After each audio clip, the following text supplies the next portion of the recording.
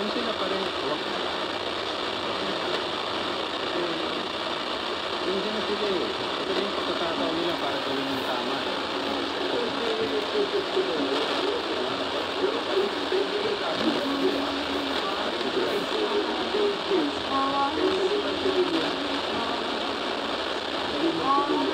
Kagabi nga ho eh, habang nagpahinga ako at nagpapahinga, umagi sa isip ko kasi naalala ko yung sinabi ko ni Atty. Suso interview niya ang dating senador na talagang respeto ng mga tao. Itong kasalukuyan set up ng Senado. So, nag-flashback ako. Kasi ang mga nakaupuan kami dito, mga sabi ko yung isip na naglaling sa Kongreso, nakasipit ko doon, alas 6 ako dati. Pero yun, kasi may pagsiguro, so yung bigyan na 3D report.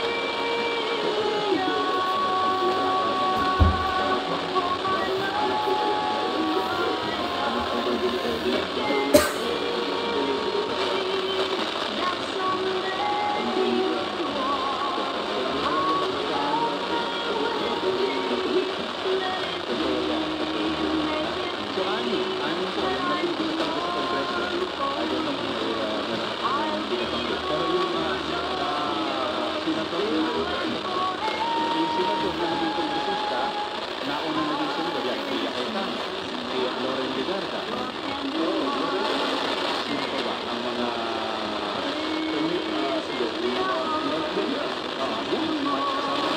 mga sa anim. Na-analyze ko eh. Yung panahon na nasa Congress sila, wala rin silang magandang record eh. Without mentioning name, impeachment. Bato ba? Very crucial ang panahon na yun. Ang leader ng oposisyon, wala.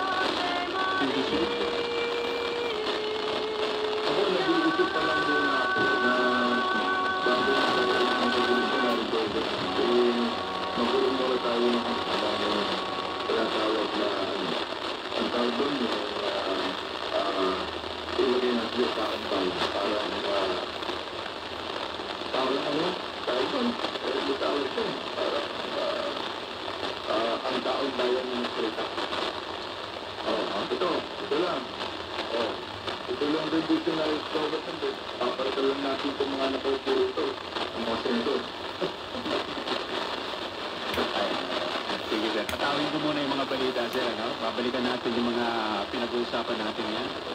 Dahil nagiging subject ng conversation natin yun ngayon, topic lang na pag-uusap natin. Dahil ramdam ko, at alam kong ramdam mo rin, na parehas tayo dismayado ang nangyari ko sa akin.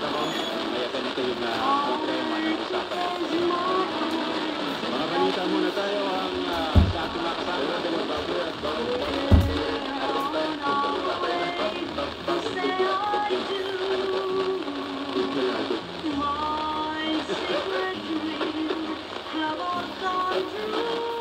Ang lungkot ng program na yun, sigurado. Puro din na inyo. Hindi tayo makakatawa ng ganito. Ang lungkot mo. Ito daw po ang Forces of the Philippines. Sinimula na ang Court Martial Proceedings para sa rape case ng isang dalawang o two-star general.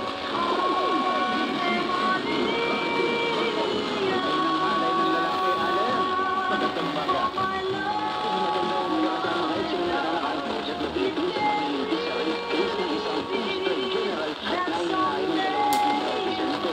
Ayon kay NFP spokesperson Colonel Francine Margaret Padilla, ang pag-iimbis laban sa naturang senior officer ay nagkaugnayan sa Articles of War 96 o ang Conduct and Becoming of an Officer in Gentleman at AW 97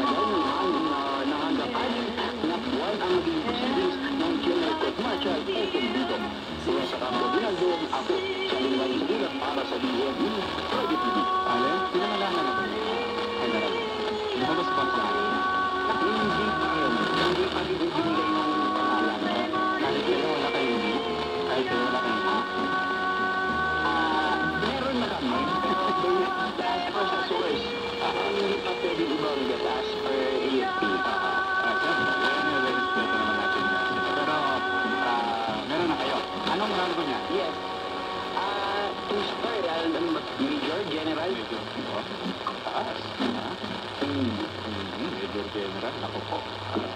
Yung ano, hindi na katiis. Enero pa. Ano po? Ano po, Kong? Hindi na katiis. Hindi ko nakatiis eh. Hindi nakatiis eh. Nanggigil. Ang tawag dyan, lipido. Hindi niya na-control yung kanyang libido. Allen, maraming salamat ha. Yes, kasama mula dito sa Campo Aguinaldo, ako si Alin Bañez Sugulat para sa DZE Radio TV. Maraming salamat, Allen Ibanez.